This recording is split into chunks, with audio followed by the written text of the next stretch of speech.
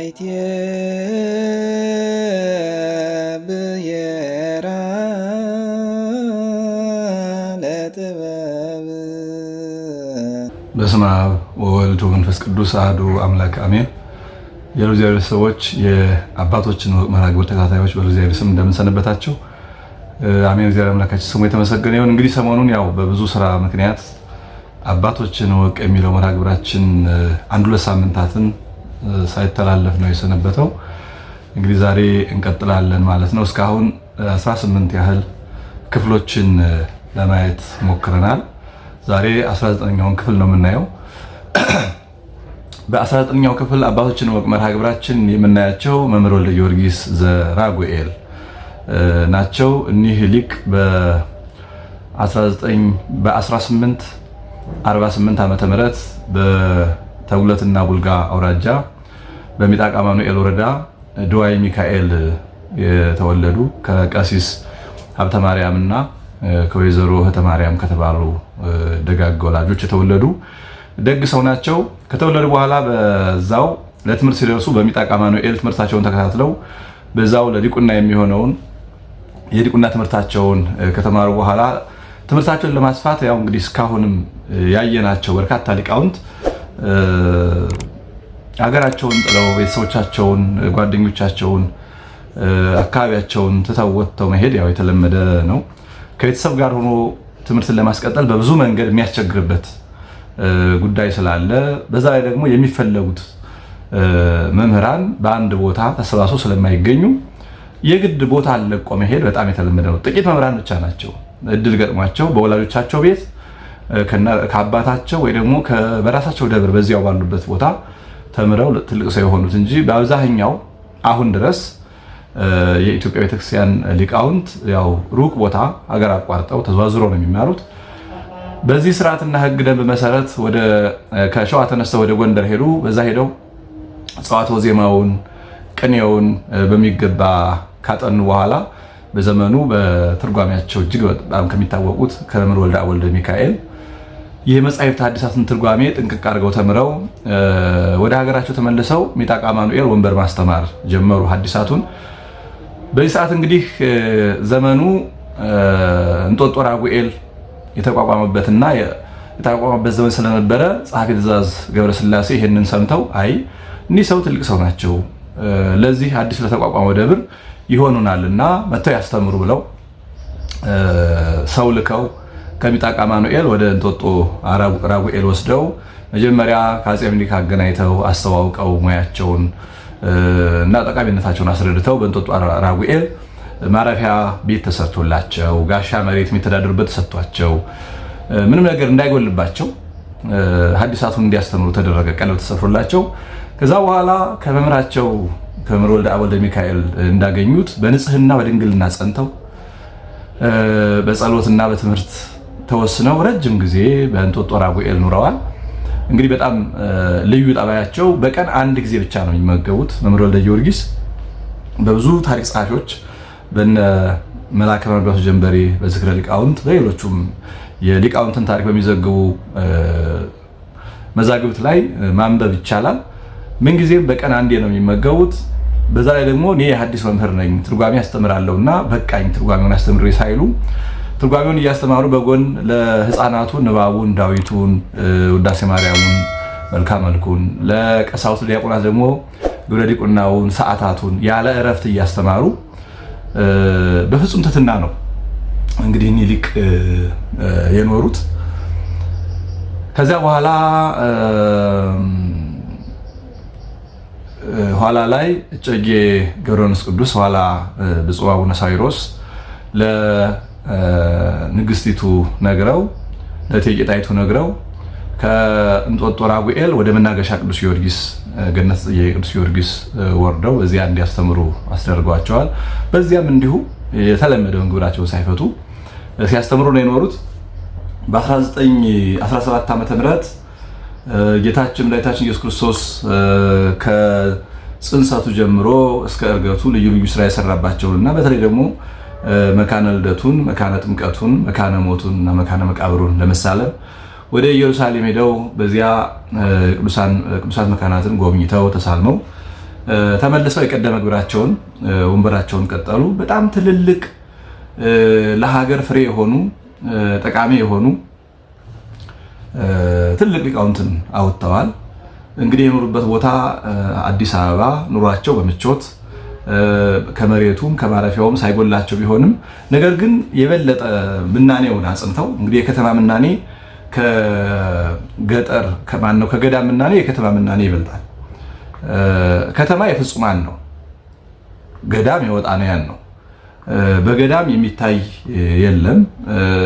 የዚህ ዓለም ክብር፣ ተላ፣ ደስታ፣ ሴቶች ወንዶች ሴት አያዩም፣ ለተአቆ ይመቻል። በከተማ ግን ሁሉ ነገር በሚታይበት የሚኖር ፍጹም እንጂ ወጣኔ አይኖርም። ለዛ ነው መነኮሳት በከተማ አይኑሩ በገዳም ይኑሩ የሚባለው። ገዳም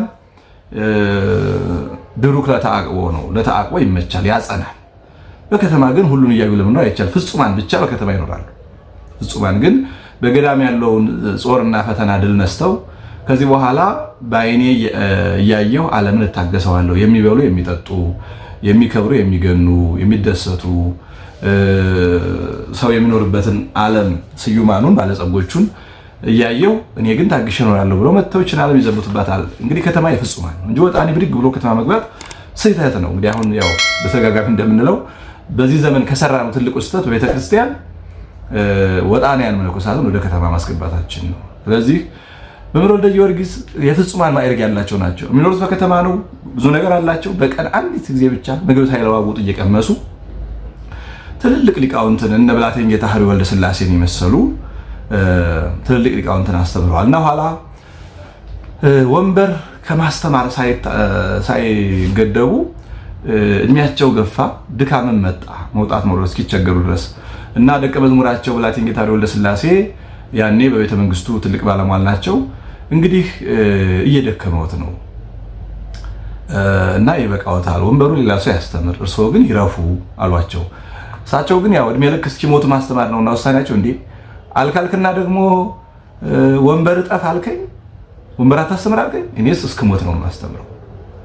አሁን ዛሬ ብዙዎቻችን እንደው 10 ዓመት 20 ዓመት አስተምሮ ደክሞኛል ብዙ ዘመን አስተማርኩ ለምንለው መምህራን እንግዲህ በጣም ትልቅ አርአያ የሚሆኑ ናቸው። እኒህ ብዙ ሰው በቃ እንደው አሁን ከ20 ዓመት ከ30 ዓመት በላይ ለማስተማር እስከዚህ የሚገፋ ሰው የለም። ጽኑዓኑ እንዳሉ ሆነው ማለት ነው። ብርቶች አሉ። አሁን አብዛኛው ግን በቃ 10 ዓመት 15 ዓመት ካስተማራ በቃ ደከመኝ ምናምን ነው የሚለው። እሳቸው ግን ሳልሞት እንዴት ወንበር አጥፋለሁ? እኔ የማስተምረው እስክሞት ነው አርፈህ ተቀመጥ ብለው ወንበራቸውን ቀጠሉ። ከዛ በኋላ እንዲሁ አልፎ አልፎ ሲነጋገሩ ከብላቴን ጌታ ኅሩይ ወልደ ሥላሴ ጋር እኔ የምቀበረው ደብረ ሊባኖስ ገዳም ነው፣ ለሊባኖስ ነው። በዚያውም ላይ እኔ እናንተን አላስቸግራችሁም፣ ሬሳ አላሸክማችሁም፣ እኔ ራሴ በእግሬ ሄጄ ሬሳዬን ተሸክሜ ወስጄ ነው የምቀብረው ይሏቸዋልና ብላቴን ጌታ ኅሩይም በዘመኑ የቤተ መንግስቱ ትልቅ ሰው ስለነበሩ አለኛ ልጆችዎት ለዚህ ምናንስ አይደለንም፣ ለደብረ ሊባኖስ አፈር እናበቃዎታለን፣ ዝም ብለው ያስተምሩ፣ ተማሪም ስለሚጎዳ አሁን አስቀድሞ ወደዚያ ልሄድ እንዳይሉ ችግር የለውም እኛ ወትደን አሏቸው። አይ ግድ የለም እኔስ አስከሬኔን ሰው ተሸክሞ ይዞት እንዴት አልፈልግም፣ እኔው ራሴ ይዤ ወስጄ ቀብረዋለሁ እያሉ ትንቢት ይናገሩ ነበረ። እንግዲህ እንዳጋጣሚ ሆነው 1931 ዓ.ም ብላቴን ጌታ ኅሩይ በስደት ሀገር እያሉ አረፉ። መምህር ወልደ ጊዮርጊስም ይህን ሰምተው በጣም አዝነው ተክዘው አይ ልጄ ቀብረሃለሁ ሲለኝ ከኔ ቀድሞ ሞተ ብለው አዝነው እንግዲህ እኔም ሞት መድረሱ ነው ምን እጠብቃለሁ ብለው በ1931 ዓ.ም ተማሪዎቻቸውን ይዘው ወደ ደብረ ሊባኖስ ገዳም ወረዱ። በዚያ የተለመደውን ሐዲሳቸውን እያስተማሩ ስርዓተ ምንኩስናን ተቀብለው ያው የድሮ መምህራን አይቸኩሉም። በጣም ሲያረጁ ከተጋድሎ በኋላ ነው ምንኩስናውን የሚያስፈጽሙት እንጂ እንደው ወዲያውኑ ሄደው ቆብ አይደፉም እና እንግዲህ ረጅም ጊዜ እስኪሸመግሉ ድረስ ሲያስተምሩ ኑረው በመጨረሻ በ1931 ዓ.ም ገብተው ነው ምንኩስናን የተቀበሉት። ከዚያ በኋላ ያው ብላቴን ጌታ ቀድመው አረፉ። እሳቸው ግን 9 ዓመት ያህል ደብረ ሊባኖስ ቆይተው በ1939 ዓ.ም መስከረም 29 ቀን አርፈው እንደ ምኞታቸው ተስፋ ያደረጉት እንደነበረው በዚያው ወደ ሊባኖስ ገዳም አጽማቸው በክብር እንዳረፈ ታሪካቸው ይነገራል። እንግዲህ እኒህ ሊቅ በጣም በርካታ ቅኔዎች አሏቸው። በተለይ ደግሞ ትንሹንም ትልቁንም በማስተማር ቤተክርስቲያንን እጅግ የጠቀሙ ትምህርትን ከምናኔ ምናኔን ከትምህርት ስነምግባርን ከእውቀት እውቀትን ከስነምግባር አዋህደው አርአያ የሆኑ ለኛ ለአሁን ደካሞች ትልቅ አርአያ የሚሆኑ አሁን ዛሬ ሰው ያቋቋም የቅኔ መምህር ከተባለ በጎን ዳዊት አስተምር ይባል እንዴ እኔ ዳዊት አስተማረኝ እንዴ እኔ እንትን አስተማረ ነው የሚለው። የድጓ መምህር ከሆነ ሌላ ማስተማር ውርደት የሚመስለው አለ። የመጽሐፉም የምኑም እንደዛው። እሳቸው ግን ትርጓሜ መጽሐፍ እያስተማሩ በጎን ዳዊት እያስደገሙ ውዳሴ ማርያም መልካ ማርያም መልካ ኢየሱስ እያስተማሩ ለዲቁና ሰዓታት እያስተማሩ በትትና ምግባቸው አንዴ ኑሯቸው ከተማ የማይስማማ አሁን በከተማ የሚኖር ሰው 3-4 ጊዜ የሚበላ ነው። እሳቸው ግን በከተማ እየኖሩ በአዲስ አበባ ከተማ ለዛው በቀን አንዴ ብቻ እየተመገቡ ዘመናቸውን ያሳለፉ ደግ ሊቅ ናቸው።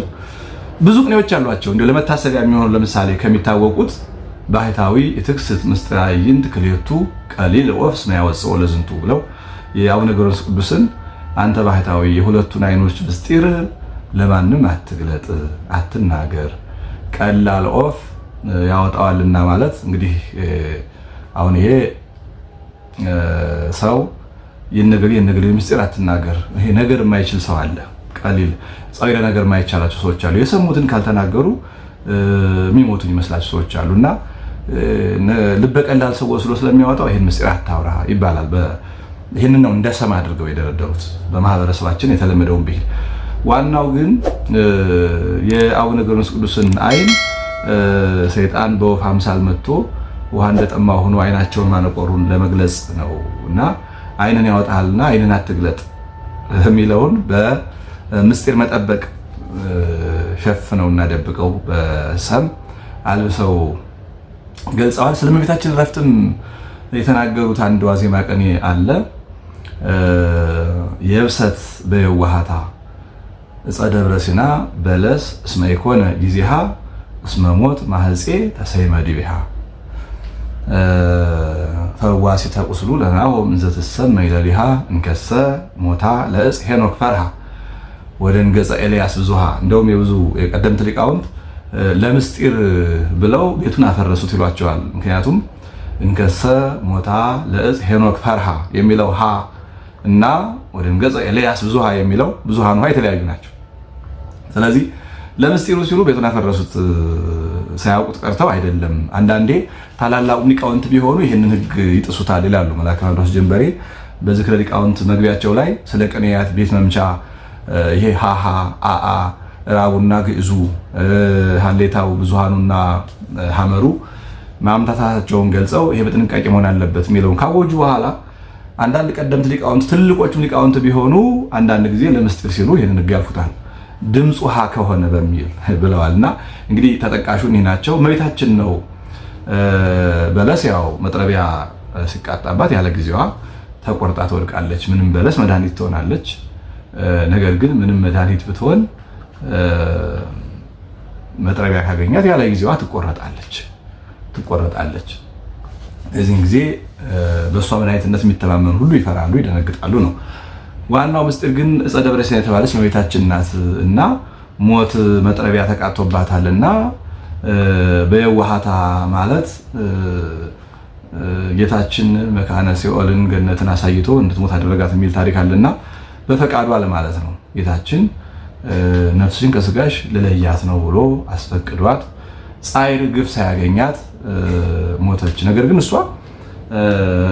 ወፈዋሲተ ቁስሉ ለናሆም ተብላ የሚነገርላት የዓለም ሁሉ ፈውስ የሆነ ክርስቶስን ያስገኘች ናት። እንዲህ ምንም እንዲህ ብትሆን እሱም ልጇ ያለ መድኃኒት ከሞት አልቀረምና እሷም እናቱ የመድኃኒት የክርስቶስ መገኛ ብትሆንም ከሞት አልቀረችም።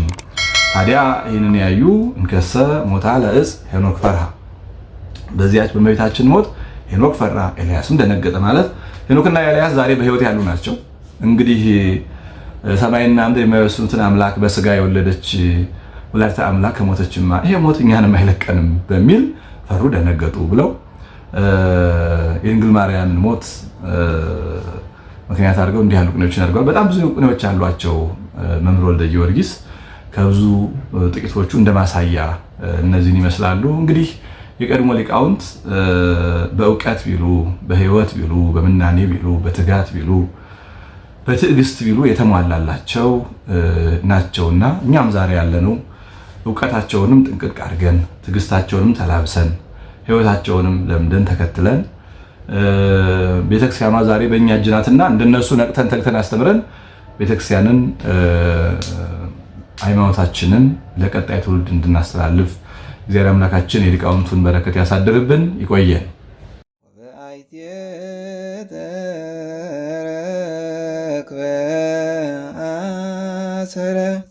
ፍቅር